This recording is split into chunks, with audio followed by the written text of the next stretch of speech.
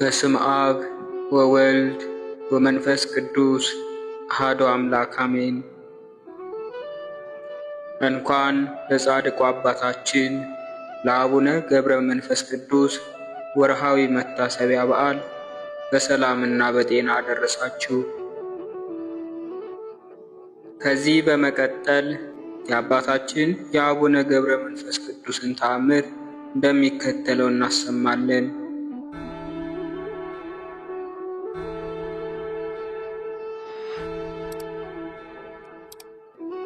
አንድ አምላክ በሚሆኑ በአብ በወልድ በመንፈስ ቅዱስ ስም በእግዚአብሔር አጋዥነት የአባታችንን የገብረ መንፈስ ቅዱስን ተአምር በማንበብ እንጀምራለን። የአባታችን የገብረ መንፈስ ቅዱስ ቤተ ክርስቲያን በተቀደሰችበት ቀን የተደረገ ተአምር ነው። ልመናው ይደረግልን፣ በረከቱ ይደርብን ለዘላለሙ አሜን። የብፁዓን አባት የባህታውያን መምህር አባታችን ገብረ መንፈስ ቅዱስ ካረፈ በኋላ የተደረገ የመጀመሪያው ተአምራት ይህ ነው። ስመ መንግስቱ ካለ ቴዎዶስዮስ የተባለ የኢትዮጵያ ንጉሥ እንድርያስ በነገሰበት ወራት በኢትዮጵያና በግብፅ 562 ዘመን በድካም በብዙ ገድል ከኖረ በኋላ አባታችን ገብረ መንፈስ ቅዱስ አረፈ። ይህ ንጉሥ እንድርያስ ለመነኮሳት ብዙ ገዳማትን ሰርቷል።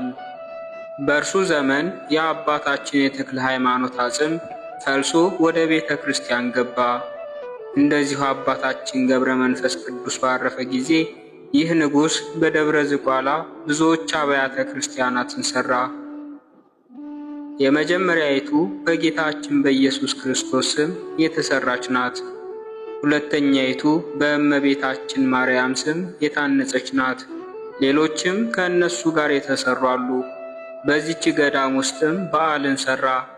አንዱ በጥቅምት 27 ቀን በመድኃኔ ዓለም ስም የጌታችን የመድኃኒታችን የሞቱ መታሰቢያ ቀን በመጋቢት 27 ቀን ስለሆነና እርሱም በአብይ ጾም መካከል ስለሆነ የቤተ ክርስቲያን ሕግም በጾም መካከል በዓል እንዳይደረግ ያዛልና፣ ስለዚህም ንጉሡ የጌታችን የመድኃኔ ዓለም የሞቱን መታሰቢያ በዓል ምዕመናን ያደርጉ ዘንድ ሠራ። ሁለተኛም የጌታችን የመድኃኒታችን የልደቱ መታሰቢያ በሆነው በታኅሳስ 29 ቀን የአቡነ ገብረ መንፈስ ቅዱስ የልደቱ መታሰቢያ ተጨምሮ እንዲከበር አዘዘ። እነዚህም በዓላት በጸሎት፣ በማህሌት፣ በቅዳሴ፣ በቁርባን፣ በአባታችን ገብረ መንፈስ ቅዱስ ጸሎት፣ በጌታችን በኢየሱስ ክርስቶስ ቸርነት የሚገኘውን ዋጋ ተስፋ አድርገው ምዕመናን ያከብሩ ዘንድ አዘዘ። በአባታችን ገብረ መንፈስ ቅዱስ ስም በታነጸች ቤተ ክርስቲያን የሞቱ መታሰቢያ የሆነው የመጋቢት 5 ቀን ለውጥ በሆነችው በጥቅምት 5 ቀን በዓሉ በተደረገ ጊዜም በቅዳሴ ሥርዓት ላይ ጌታችን ኢየሱስ ክርስቶስ ከእናቱ ከድንግል ማርያም ጋር በፍጹም ክብር በፍጹምም ምስጋና ተገለጠ። እልፍ አእላፋት መላእክት፣ ነቢያት፣ ሐዋርያት፣ ጻድቃን፣ ሰማዕታት፣ ደናግል፣ መነኮሳት ከበውት ነበር። በመካከላቸውም ግርማን ባለሟልነትን የተጎናጸፈ የጌታችን የኢየሱስ ክርስቶስ ሐዋርያውና አገልጋዩ አባታችን ገብረ መንፈስ ቅዱስ ነበር። በቤተ ክርስቲያን የተሰበሰቡት ሁሉ ደስ ብሏቸው እግዚአብሔር በቅዱሳኑ ላይ ድንቅ ነው እያሉ ምስጉን ልዑል የሚሆን እግዚአብሔርን አመሰገኑት። ንጉሡም ሥጋውን ደሙን ተቀበለ። በዚህች ቀን የሆነው ደስታ እጅግ ብዙ ነበር። በበዓሉ ፍጻሜም ሕዝቡ ደስ ብሏቸው ቸር ደግ ለሆነው አገልጋይ ለአባታችን ለገብረ መንፈስ ቅዱስ ይህን ጸጋ የሰጠውን እግዚአብሔርን እያመሰገኑ ወደ ቤታቸው ተመለሱ። ለእኛም የጌታችን የኢየሱስ ክርስቶስ ይቅርታው ቸርነቱ ይድረሰን። በአባታችን በገብረ መንፈስ ቅዱስ ጸሎትም የሚገኘው በረከት ይደረግልን ለዘላለሙ አሜን። አባታችን ገብረ መንፈስ ቅዱስ ያደረገው ሁለተኛው ተአምር ይህ ነው። ጸሎቱና በረከቱ ለዘላለሙ ከእኛ ጋር ጸንቶ ይኑር አሜን። ሐሰትን፣ ዝሙትን የሚያበዛ የሚያስጠነቁል ብዙ ሥራይ የሚያደርግ አንድ ኃጢአተኛ መነኩሴ ነበር። ከዕለታት በአንድ ቀን ንዑድ ክቡር የሚሆን የአባታችን ገብረ መንፈስ ቅዱስ የገድሉ መጽሐፍ ወዳለበት መጋቢት 5 ቀን ሄደ። ከዚያም ለሰው ልጆች የምህረት ቃል ኪዳን እንደተሰጠው የሚናገር የቃል ኪዳኑ መጽሐፍ ሲነበብ ሰምቶ ያም ኃጢአተኛ መነኩሴ በልቡ እኔ መታሰቢያውን ዝክሩን አደርጋለሁ፣ በጸሎቱም ማጸናለሁ ብሎ አሰበ። የአባታችን የገድሉን መጽሐፍ ስሞ ከዚያ ወጥቶ ወደ ሀገሩ ሄደ።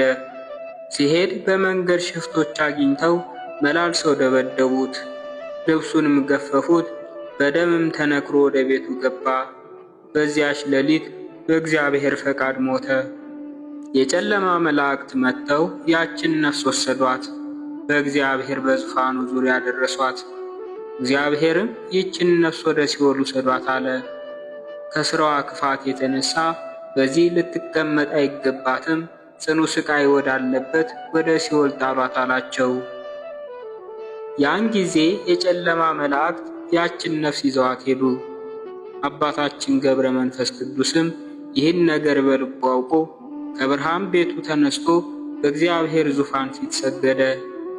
ጌታ ሆይ ቃልህ ለምን ይታበላል አለ። ሰማይና ምድር በቃል ኪዳን ጸንተው ይኖራሉ። አቤቱ ጌታ ሆይ የሰጠኸኝን ቃል ኪዳን አትርሳ አለው። ጌታችንም መልሶ ወዳጄ ገብረ መንፈስ ቅዱስ ምን ዋሸሁህ አለው። አባታችንም ክፉዎች አጋንንት ወደ ሲኦል የወሰዱት ያ ሰው በጸሎቴ በአማላጅነት ያመነ ሰው ነው አለው። መታሰቢያውን አደርጋለሁ ብሏል፣ ሞቱም በበዓሌ ቀን ነው አለው። ጌታችንም የዚያን ሰው ኃጢአቱ ስለበዛ ዝም አለ። አባታችንም በጌታ ዙፋን ፊት ወድቆ አቤቱ ጌታ ሆይ ይህንን ሰው ማረው፣ ምሕረትን ካልፈቀድክ ግን እኔንም ከዚያ ሰው ጋር ጨምረኝ አለው። አባት ሆይ በባህሪ ልጅህ በወልድ በባህሪ ሕይወት በመንፈስ ቅዱስ እማጸንሃለሁ። ወልድ ሆይ በባህሪ አባትህ በአብ በባህሪ ሕይወትህ በመንፈስ ቅዱስ እማጸናለሁ። መንፈስ ቅዱስ ሆይ በአብ በወልድ እማጸንሃለሁ አለ። ያን ጊዜ እግዚአብሔር ቅዱስ ሚካኤልን አዘዘው። ወደ ሲኦል ሳይጥሏት ፈጥነህ አምጣት አለው። የመላእክት አለቃ ቅዱስ ሚካኤልም ሄዶ ከእሳት ባህር ዳርቻ አገኛት። መልሶ እግዚአብሔር ፊት አቀረባት። እግዚአብሔርም ያችን ነፍስ ለወዳጄ ለገብረ መንፈስ ቅዱስ ምን አደረግሽለት አላት። ያችም ነፍስ የገድሉን መጽሐፍ በሰማሁ ጊዜ ደስ አለኝ፣ በልቤም ተስካሩን መታሰቢያውን አደርጋለሁ ብዬ አሰብኩ። በፍቅሩ ልብ የነደደ ገድሉን ስሜ ተማጸንኩበት። ከዚያ ወጥቼ ስሄድ በዚያሽ ቀን ሽፍቶች አግኝተው ደብድበው ገደሉኝ። ይኸው ወደ አንተ መጣሁ አለችው። እግዚአብሔርም ያችን ነፍስ እርሱም በመውደድ ልብሽ ከተቃጠለ በቃል ኪዳኑም ካመንሽ እኔም ኃጢአትሽን ይቅር ብዬሻለሁ፣ በደልሽንም አጥፍቼልሻለሁ አላት። ይህንንም ብሎ የምዕመናን አንድነት ወዳለበት ውሰዷት አላቸው። ፈጥነውም ወሰዷት። አባታችንም ተደሰተ፣ ፊቱም በራ። የአባታችን የገብረ መንፈስ ቅዱስ ጸሎቱና በረከቱ በእኛ በልጆቹና በሕዝበ ክርስቲያኑ ላይ ለዘላለም ጸንቶ ይኑር አሜን። አባታችን ገብረ መንፈስ ቅዱስ ያደረገው ሦስተኛ ተአምር ይህ ነው። ጸሎቱና በረከቱ በገዳማችን እንደዚሁም በሀገራችን በኢትዮጵያ ለዘላለሙ ጸንቶ ይኑር አሜን። የቀትር ጋኔን የያዛት አንዲት ሴት ነበረች። በየ3 ቀንም ይጥላት ነበር። እስከ 3 ዓመት እየተሰቃየች ኖረች። ከ3 ዓመት በኋላ ወደ አንድ ታላቅ መንፈሳዊ ካህን ሄደች። ሄዳም የምድንበት ምክንያት ንገረኝ፣ የቀትር ጋኔን ይዞ እየጣለ ያሰቃየኛልና አለችው። ያም ታላቅ ካህን እኔ ያለ እግዚአብሔር ፈቃድ ጋኔን ማውጣት አይቻለኝም፣ ነገር ግን ድንቅ ተአምር የሚያደርግ የአባታችን የገብረ መንፈስ ቅዱስ መታሰቢያ ዝክር አድርጊ አላት። እርሱም ያድንሻል፣ ይኸውም በዓሉ መጋቢት 5 ቀን ነው ብሎ መከራት። ያችም ሴት ደስ እያላት ሄዳ ለባሏ ነገረችው። ባለቤቷም ይህን ሰምቶ የማዳን ምልክት ቢያሳየኝ ጥማድ በሬን እሰጣለሁ፣ መታሰቢያውን ዝክሩንም አደርጋለሁ አለ። በዚያችም ሌሊት አባታችን ገብረ መንፈስ ቅዱስ መጥቶ በአጠገቧ ቆሞ ያንን ጋኔን አንተ ርኩስ መንፈስ ከእርሷ ተለይተህ ውጣ፣ በእኔ ቃል ኪዳን አምናለችና አለው። ጋኔኑም በእርሷና በባሏ መካከል ይኖር ነበር። አባታችንም ፈጥኖ ተነስቶ በመብረቅ መታው። ሁለቱም ባልና ሚስት ግን ደነገጡ። ተነስተውም ወደ ደጅ ወጡ። ያንን ጋኔን ወድቆ አገኙት። ሁለመናው በእሳት የተለበለበ ግንድን ይመስል ነበር። ፊቱም ዝንጀሮ ይመስል ነበር። የሀገሩ ሰዎች እስኪሰሙ ድረስ አሰምተው ጮኹ። የሀገሩም ሰዎች ጩኸቱን ሰምተው ተሰበሰቡ። ይህንን ድንቅ ተአምር አይተው ፈጽመው አደነቁ። በለኩትም ጊዜ ቁመቱ 4 ክንድ ከስንዝር ሆነ፣ ጎኑም 2 ክንድ ያህል ሆነ። በማግስቱም ወደ ገደል ሊጥሉት ወደው 40 ጎልማሶች መጥተው ጎተቱት፣ አልቻሉትም። ዳግመኛ የሀገሩ ሰዎች ከልጆች ከሴቶች ጋር ሆነው ጎተቱት፣ አልቻሉትም። ጋኔኑ የወጣላት ያቺ በሽተኛ ሴት ግን 3 ጊዜ በአባታችን በገብረ መንፈስ ቅዱስ ጸሎት አንተ ጋኔን ተነስ ብላ ብቻዋን ገመዱን ይዛ ጎተተችው። ከዚያ የነበሩ ሰዎች ሁሉ እያደነቁ ተከተሏት። ብቻዋን ጎትታ ወስዳ ወደ ገደል ጣለችው። አባታችን ገብረ መንፈስ ቅዱስ ይህንን ድንቅ ተአምራት አደረገ። የአባታችን ጸሎቱና በረከቱ በሕዝበ ክርስቲያኑ ላይ ለዘላለሙ ጸንቶ ይኑር አሜን። አባታችን ገብረ መንፈስ ቅዱስ ያደረገው 4ኛ ተአምር ይህ ነው።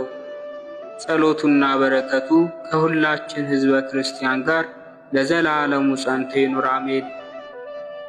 ንዑድ ክቡር የሚሆን የአባታችን የገብረ መንፈስ ቅዱስ መታሰቢያውን ዝክሩን የምታደርግ አንዲት መበለት ነበረች።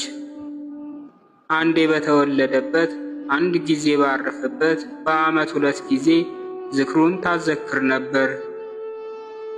ሌላ በጎ ሥራ አልነበራትም። ጾምም ቢሆን ጸሎትም ቢሆን አታውቅም ነበር። ከዕለታት በአንድ ቀን ለአባታችን መታሰቢያ ዝክር የሰበሰበችውን እህል ተሸክማ ብቻዋን ስትሄድ 2 ቀማኞች አገኟት። ተነስተውም ያዟት። አንዱ ለአባታችን ለገብረ መንፈስ ቅዱስ ዝክር የያዘችውን እህል ይዞ ሄደ። ሁለተኛዋም እጇን ይዞ እየጎተተ ወደ ጫካ ወሰዳት። ያችም ሴት አስቀድሜ ራሴን ለእግዚአብሔር ሰጥቻለሁ፣ ዳግመኛም ለወዳጄ ለገብረ መንፈስ ቅዱስ ነፍሴን ሥጋዬን አደራ ሰጥቻለሁ፣ ምን ትለኛለህ? በአባታችን ገብረ መንፈስ ቅዱስ ጸሎት አምልሃለሁ፣ አትንካኝ አለችው። በጉልበቱ ሊያስተኛት ወደደ። እርሷም ዓይኗን ወደ ሰማይ አቅንታ እጆቿን ዘርግታ አባቴ ሆይ የታመንኩብህ ረዳቴ የት አለህ አለች። ያን ጊዜ ትልቅ አንበሳ መጥቶ ራሱን ይዞ አጥንቶቹን ሁሉ በታተነው። ያም አንበሳ እንደ ሰው ተናገራት። በጸሎቱ የታመንሽበት አባትሽ ገብረ መንፈስ ቅዱስ አዳነሽ፣ በሰላም ወደ ቤትሽ ግቢ አላት። ያን ጊዜ ያች መበለት እንደ ሰው ያናገራት የዚያን አንበሳ ነገር የአባታችን ገብረ መንፈስ ቅዱስንም ተአምራት እያደነቀች ወደ ቤቷ ገባች። በገባችም ጊዜ ለአባታችን ገብረ መንፈስ ቅዱስ መታሰቢያ እንዲሆን የሰበሰበችውን እህል የነጠቃት ቀማኛ ከረጢቱ እንደታሰረ ይዞ አገኘችው። እስከ ዕለተ ሞቷ ድረስ ዝክሩን መታሰቢያውን አደረገች። ይህንንም ድንቅ ተአምር ለሀገሩ ሰዎች ተናገረች። የሀገሩም ሰዎች ይህንን ሰምተው እግዚአብሔርን አመሰገኑት። የአባታችን የገብረ መንፈስ ቅዱስ ጸሎቱና በረከቱ በሕዝበ ክርስቲያኑ ላይ ለዘላለሙ ጸንቶ ይኑር አሜን። ወስብሐት ለእግዚአብሔር ወለወላዲቱ ድንግል ወለመስቀሉ ክቡር። ይቆየን።